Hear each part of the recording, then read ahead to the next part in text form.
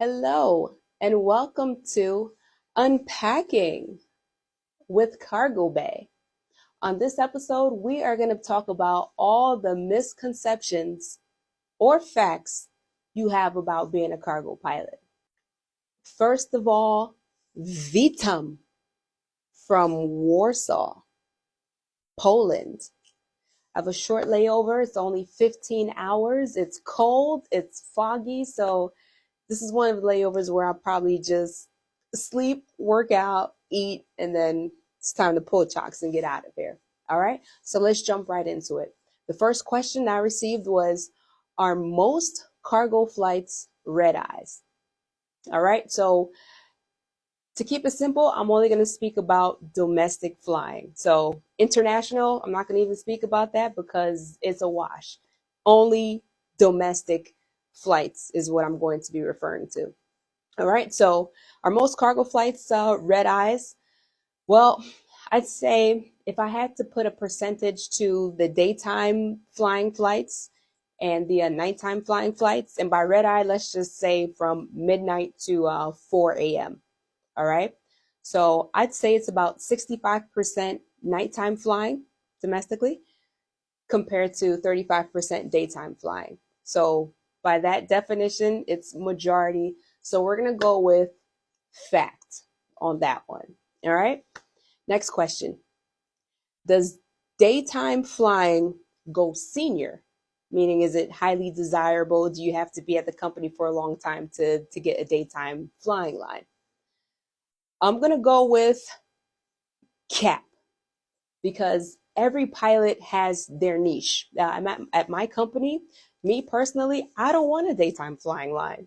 Do you know why? Because they work harder. They fly longer hours. I'd much rather take off at 2 o'clock in the morning and be done by 7 a.m.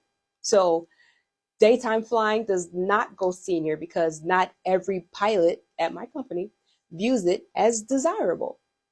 All right, next question we have. Do you have passenger seats on planes? I'm going to go with fact.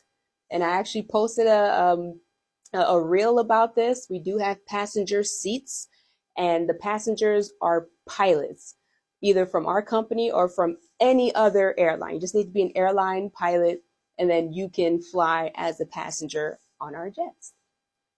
Next question I have is, does UPS carry live animals? I'm going to go with fact. Now, we used to carry large mammals. I know we've flown horses before, we've flown whales, and I personally have flown 1 day old baby chicks from Miami to Panama. So those are live animals. Those baby chicks are live animals. So I'm going to go with fact. Next question we have is, can you bring family on trips? Well, it's a little bit of both. It's both fact and cap on this one. Now, I can't physically, like my family can't fly on my UPS jet to get to a destination. However, let's just say I'm going to Hawaii. I can't fly them to Hawaii, but they can meet me in Hawaii. And let's say I have a 3-day layover there. Hotel is paid for because I'm at work.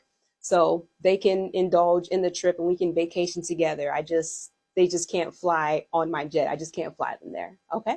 So I'm going to go with a little bit of both fact and cap on that one. All right. Next we have, do cargo pilots get less rest than passenger pilots? I'm going to go with cap on that one. Now, as we're considered airline pilots, whether you're a cargo pilot or you fly passengers, we're considered airline pilots, scheduled carrier type of pilots. So we all have to follow the same rules and regulations that are set out by the FAA, which is our governing body. So we need the same amount of minimum required rest.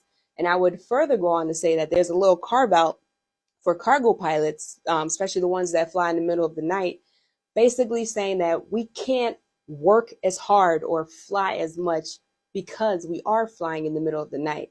So hence the argument, cargo pilots, we don't quite work as hard as the passenger pilots, but that especially applies to the ones that are flying in the middle of the night.